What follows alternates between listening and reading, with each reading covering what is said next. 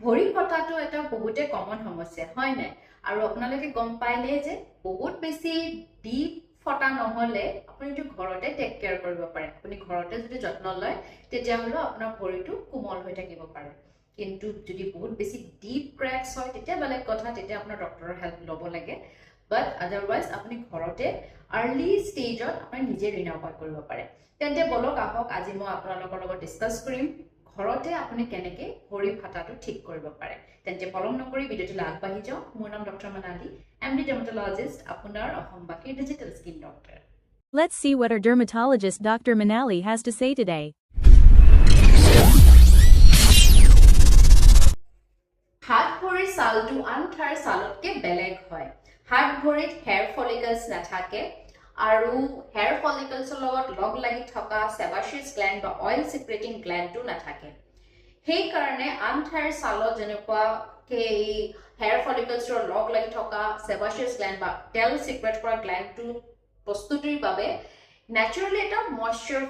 সিক্ৰেশ্যন হয় আৰু ময়শ্চাৰাইজ কৰি ৰাখে আন ঠাইৰ স্কিনটো কিন্তু হাত ভৰিৰ ক্ষেত্ৰত পাম্পছ আৰু শোল্ডাৰৰ ক্ষেত্ৰত এইটো অইলটো ন্যাচাৰালি প্ৰডিউচ নহয় কাৰণ সেবাসিয়াছ গ্ল্যান্ড নাই আৰু সেই কাৰণে বেছিকে ড্ৰাই হয় আৰু ফাটাৰ সম্ভাৱনাটো তাত বেছি হয়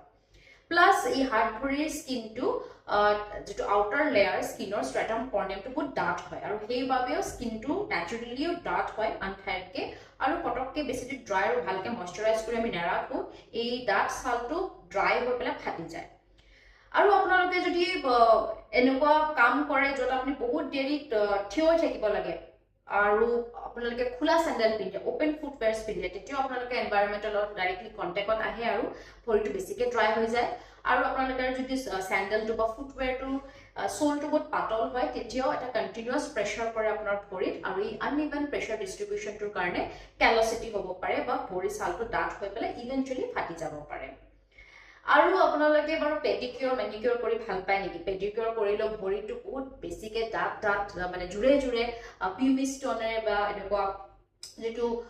স্ক্ৰাবাৰ্ছ পায় এইবোৰ দি পেলাই বহুত বেছিকে ৰাব কৰে ঘঁহি পেলাই ডেড স্কিনছ খেলি মেনুৱেলি আঁতৰায় it feels very satisfying actually বহুত ভাল ফিল হয় কিন্তু এইটো আপোনাৰ ইভেঞ্চুৱেলি স্কিনটো কেলচিটি কৰিব পাৰে মানে স্কিনটো আৰু বেছিকে পিছলে ডাঠ কৰি পেলাই আৰু পিছত আপোনাৰ এই ফাটাৰ সমস্যাটো বেছি বাঢ়ি যায় at that time it feels no' doubt very complete and satisfactory but for long term কিন্তু সেনেকুৱা আপুনি জোৰে জোৰে বাই ফ'ৰ্চ আপোনালোকে ডেড স্কিন চেলছকেইটা আঁতৰাবলৈ নাযাব তাৰ কাৰণে কি সলিউশ্যন আছে সেইটো মই ক'ম বাট তাৰ বাবে আপুনি ভিডিঅ'টো কমপ্লিট চাব লাগিব দেন কি হয় সলিউশ্যনটো ঘৰত আপোনালোকে কি কৰিব পাৰে until and unless আপোনালোকে বহুত সিভিয়াৰ হৈ নাযায় sometimes it becomes very painful বহুত বিষায়ও তেতিয়ালৈকে আপোনালোকে ডক্টৰৰ ওচৰত নাযায় ঘৰত আপোনালোকে বিচাৰে এইটো ঠিক কৰিবলৈ বুজি পাইছো আৰু সেই কাৰণে মই যাতে ইমান এটা সিভিয়াৰ ষ্টেজলৈকে নাযায় এই ফটোটো যেনেকৈ আপোনালোকে দেখা পাইছে পেশেন্টস আমাৰ ওচৰতে তেতিয়া আহে যেতিয়া বহুত সিভিয়াৰ হৈ যায় বহুত পেইনফুল আৰু আনবেৰেবল সিচুৱেশ্যন হয় তেতিয়াহে আহে কিন্তু আপোনালোকে যদি ঘৰতে কাৰেক্ট ৱে বা কাৰেক্ট মেথড ইউজ কৰে ইনিশিয়েল ষ্টেজত আপোনালোকে হয়তো ইমান পৰ্যায়লৈকে আপোনালোকে গৈ নাপাব আপোনাৰ সিচুৱেশ্যনটো ৱৰ্ষ্ট হৈ নাযায় আৰু আপোনালোকে চাগে ডক্টৰৰ ওচৰত তেতিয়া ভিজিট নকৰিলেও হ'ব যদিহে আপোনালোকে কাৰেক্ট ৱেত ফুট কেয়াৰ কৰিছে ইনিশিয়েল ষ্টেজত আপোনাৰ স্কিনটো আপোনাৰ ভৰি স্কিনটো যদি ময়শ্চাৰাইজকে ভালকৈ ৰাখিছে কিন্তু তাৰ আগতে মই কেইটামান মেনশ্যন কৰিব বিচাৰোঁ কেইটামান ডিজিজ স্কিন ডিজিজ বা স্কিন কণ্ডিশ্যন যিটো হয়তো আপোনাৰ নৰ্মেল ভৰি ফটাটোৰ লগত মিমিক কৰিব পাৰে বা লুক এলাইক বা একে ধৰণৰ দেখা পাব পাৰে আৰু আপুনি কনফিউজ হ'ব পাৰে লাইক চৰিয়াছিছ এটা কমন বেমাৰ বেলেগ ঠাইতো হয় এইটো বিষয়ে মই চৰিয়াছিছৰ বিষয়ে অলৰেডি এটা ভিডিঅ' বনাইছোঁ ডিটেইলছত মই নকওঁ বাট চৰিয়াছিছতো এনেকুৱা হ'ব পাৰে আপোনাৰ ভৰিটো ফাটি যাব পাৰে ড্ৰাই হ'ব পাৰে আৰু স্কিনটো ডাঠ হ'ব পাৰে সেইটো ক্ষেত্ৰত আপোনালোকে ঘৰত এইখিনি ট্ৰিটমেণ্ট কৰিলে মই কোৱা ৰেমেডিছখিনি কৰিলেও হয়তো নহ'ব পাৰে ঠিক এক্সিমা হলেও হ'ব পাৰে আনকি ভৰিত যদি ফাংগাছ হয় টিনিয়া পেডিছ খৰ হয় তেতিয়াও কেতিয়াবা ভৰিৰ ছালটো এনেকুৱা ধৰণৰ সিম্পটমছ একে ধৰণৰ দেখাব পাৰে যেনেকৈ আপোনাৰ ভৰি ফাটাৰ ইনিশিয়েল ষ্টেজত বা ভৰি ফাটিলে যেনেকুৱা ডাৰ্ক স্কিন হৈ যায় তেনেকুৱা হ'ব পাৰে ইভেন কিছুমান মহিলা বা ফিমেলছ who have attained menopause যোনে যাৰ মাহেকীয়া বন্ধ হৈছে তেওঁলোকৰো কেতিয়াবা হাত ভৰি এজ এ হোল স্কিনটো ড্ৰাই হয় আৰু এক্সট্ৰিমলি হাত ভৰি ড্ৰাই আউট হৈ পেলাই কেৰাট'ডাৰ্মা ক্লিমেক্টেৰিকাম বুলি এটা কণ্ডিশ্যন আছে য'ত ভৰি এনেকৈ ফাটে তো সেইবোৰ ক্ষেত্ৰত সেইবোৰ কণ্ডিশ্যন আপোনালোকে মাথাত ৰাখি পেলাই আপোনালোকে ৰেমেডিজটো ট্ৰাই কৰিব ৰেমেডিটো ট্ৰাই কৰি চাওক যদি আপোনালোকে ৰিজাল্টছ নাই পোৱা তেতিয়াহ'লে আপোনালোকে ডক্টৰৰ লগত কনচাল্ট কৰিব লাগে ইমিডিয়েটলি বিকজ আৰু এইটো কথা কওঁ যে হয়তো এই ৰেমেডিজখিনি ইমান পটককে কাম নকৰিব পাৰে you have to be consistent যিকোনো এটা বস্তুত আপোনাৰ ৰিজাল্ট বিচাৰিব হ'লে স্পেচিয়েলি স্কিন আপোনালোকে টাইম দিব লাগিব you have to be consistent at least 2-3 months আপোনালোকে ৰেগুলাৰ ইউজ কৰিলেহে ৰিজাল্টছ পাব বাট যদি বহুত বছৰৰ পৰা আপোনাৰ ক্ৰনিক এনেকুৱা প্ৰব্লেম হৈ আছে আই অলৱেজ ছাজেষ্ট ভিজিট ইয়ৰ নিয়াৰ বাই ডাৰ্মাটলজিষ্ট মইতো আছোৱে বাট মই হয়তো পাৰ্চনেলি আপোনালোকক চবকে থ্ৰু ভিডিঅ' মই ছাজেশ্যন দি পেলাই হেল্প কৰিব নোৱাৰিবও পাৰোঁ কনচালটেশ্যন দিব নোৱাৰিবও পাৰোঁ এইটো মই ইন জেনেৰেল কৈছোঁ যে আপোনালোকে এইখিনি কৰিলে আপোনালোকে বহুতখিনি ৰিলিফ পাব যদি আপোনালোকৰ নৰ্মেলি ভৰি ফটা কণ্ডিশ্যনটো হৈ আছে তেন্তে আগবাঢ়ি যাওক কি কৰিলে আপোনাৰ ভৰিটো এনেকুৱা আপুনি মেইনটেইন কৰি ৰাখিব পাৰিব এই হেল্ডি ফুড কেয়াৰ যিটো আপোনাৰ ভৰি ফটাৰ পৰা আপোনাক বচাব তো প্ৰথমতে আগবাঢ়ি যাওঁ মই মেনশ্যন কৰিম ফুড চ'ক্সৰ কথা ফুড চ'ক্স মানে ভৰি আপোনালোকে চবে গম পায় যে কুহুমীয়া পানীত অলপমান তিয়াই ৰাখিলে উইকলি 2 to 3 টাইমছ আপোনালোকে ট্ৰাই কৰিব পাৰে 15 to 20 মিনিটছ আপোনালোকে কুহুমীয়া পানীত ভৰিটো চ'ক কৰিব লাগে কিন্তু মই ইয়াতে দুটা মেনশ্যন কৰিম দুটা ইনগ্ৰেডিয়েণ্টছৰ কথা আপোনালোকে ফুড চ'কটো যেতিয়া ট্ৰাই কৰিব তাত আপোনালোকে অলপমান এপছম সল্ট ডিজলভ কৰি পেলাই পানীটো পানী আপোনালোকে ভৰিটো তিয়াব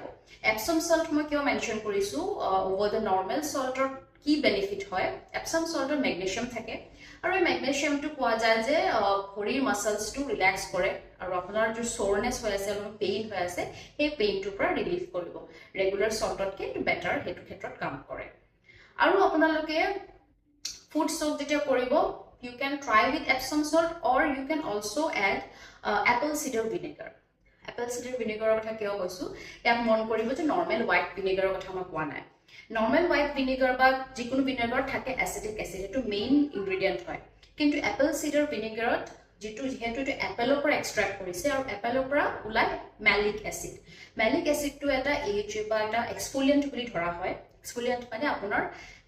ভৰি মানে আপোনাৰ স্কিনৰ ডেড স্কিন চেলছখিনি আঁতৰাই এইকাৰণে এই মেলিক এচিডটো কিছু মাত্ৰাত আপোনাৰ এই ডেড স্কিন চেলছ আপোনাৰ ভৰি যিটো ডেড স্কিন চেল জমা হৈ পেলাই ভৰিটো ডাঠ হৈ গৈছে সেইটো আঁতৰাবলৈ হেল্প কৰে সেইকাৰণে আপোনালোকে ধৰক 1 cup apple cider vinegar dissolve in 4 parts of water সেইটো ৰেচিঅ'ত আপোনালোকে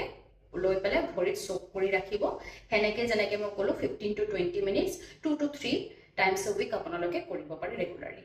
নাও ভৰি চ'ক কৰিলে চ'ক কৰাৰ পিছত পেট ইট ড্ৰাই ফুল্লি ড্ৰাই নকৰিব অলপ ড্ৰাই যেতিয়া অলপমান যেতিয়া ডেম্পে থাকিব তেতিয়া আপোনালোকে এটা মইশ্চাৰাইজাৰ ইউজ কৰিব লাগে মইশ্চাৰাইজাৰ কি ইউজ কৰিব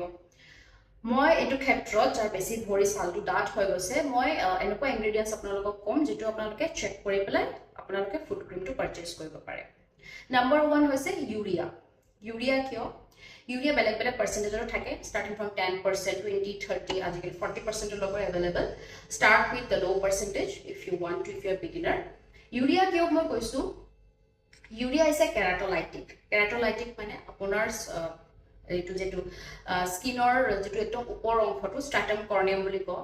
সেইখিনি যিটো কেৰাটিন বা প্ৰটিন জমা হৈ গৈছে এই প্ৰটিনটো বা এই কেৰাটিনটো ডাঠ কৰি দিয়ে আপোনাৰ হাত ভৰি ছালটো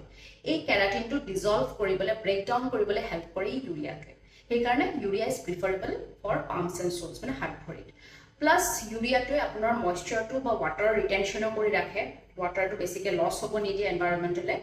আৰু ইনফেক্ট আপুনি ইউৰিয়া যদি লগায় it enhances the penetration of other products as well মানে আপোনাৰ যদি যেতিয়া আপুনি আৰু নেক্সট কিবা ক্ৰীম বা কিবা লগাব পৰৱৰ্তী প্ৰডাক্টছৰ কাৰণে আপোনাৰ ছালটো প্ৰস্তুত কৰে ৰেডি কৰে দ্যাটছ ৱাই ইউৰিয়া মানে কেইবাটাও বেনিফিটছ আছে সেইকাৰণে মই ইউৰিয়া স্পেচিয়েলি আপোনাৰ হাত ভৰিত যদি আপোনাৰ হেণ্ড এণ্ড ফুড ক্ৰীম বিচাৰিছে তেতিয়াহ'লে আপোনাৰ ইউৰিয়া থকা ক্ৰীম বিচাৰিব পাৰে ৰেকমেণ্ডেশ্যন যদি লাগে আপোনালোকে কমেণ্ট কৰিব আজি মই ৰেকমেণ্ডেশ্যন ব্ৰেণ্ডৰ কথা কোৱা নাই I will give you honest recommendation without any sponsorship আপোনালোকে যদি বিচাৰে তেতিয়াহ'লে কমেণ্ট কৰি মোক জনাব পাৰে প্লাছ ইউৰিয়াৰ বাহিৰে আৰু দুটা আপুনি ইনগ্ৰিডিয়েণ্টছ চেক কৰিব পাৰে, glycolic acid and lactic acid. এই গ্লাইকলিক এণ্ড লেক্টিক এচিডো বহুত ভিডিঅ'তে মই মেনশ্যন কৰিছোঁ। It's called alpha hydroxy acid. এইটো এটা এক্সফলিয়েণ্ট হয়, ভেৰি গুড এক্সফলিয়েণ্ট। এইটো এক্সফলিয়েণ্ট মানে আপোনাৰ ডেড স্কিন চেলছখিনি আঁতৰাব। সেইকাৰণে ভৰিত যিটো ডেড স্কিন চেলছ জমা হৈ পেলাই ভৰিটো ডাঠ হৈ গৈছে সেইটো আঁতৰাবলৈ হেল্প কৰে গ্লাইকলিক বা লেক্টিক এচিড। প্লাছ লেক্টিক এচিডৰ এটা এনেকুৱা প্ৰপাৰ্টিজ আছে যিটোৱে আপোনাৰ ভৰিটো মইশ্চাৰাইজো কৰি ৰাখিব ভালকৈ। সেইকাৰণে আপোনালোকে ৰেগুলাৰলি ইউজ কৰিব এনেকুৱা ইনগ্ৰিডিয়েণ্টছ য'ত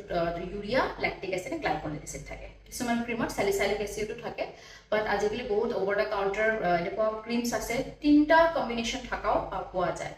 সেইকাৰণে আপোনালোকৰ যদি ৰেকমেণ্ডেশ্যন লাগে প্লিজ ডু কমেণ্ট হিয়াৰ। আৰু আপোনালোকে নৰ্মেলি কোকোনাট অইল ইউজ কৰিব পাৰে আদাৰ টাইমত। দিনত আপোনালোকে কোকোনাট অইল ইউজ কৰিলে বা আপোনালোকে ভেচলিনো ইউজ কৰিব পাৰে addition to this products. I hope এইখিনি কৰাৰ পিছত আপোনালোকে আপোনাৰ প্ৰব্লেমটোৰ পৰা চল্ভ মানে মুক্তি পাব যদি আপোনালোকে ইনিচিয়েল ষ্টেজত আছে। এণ্ড ডু কমেণ্ট হিয়াৰ যে আপোনালোকৰ এক্সপিৰিয়েঞ্চ কেনেকুৱা। তেতিয়াহ'লে মই যদি কিবা ভুল হৈছে নিজেও ৰেক্টিফাই কৰিব চেষ্টা কৰিম। But this are the common tips that I advise my patient, আৰু পেচেণ্টে বহুত ভাল ৰিজাল্ট পাইছে। Till then stay safe, take care. আশা কৰোঁ আপোনালোকৰ হেল্প হ'ব মোৰ ভিডিঅ'টো চাই পেলাই। অলপমানো যদি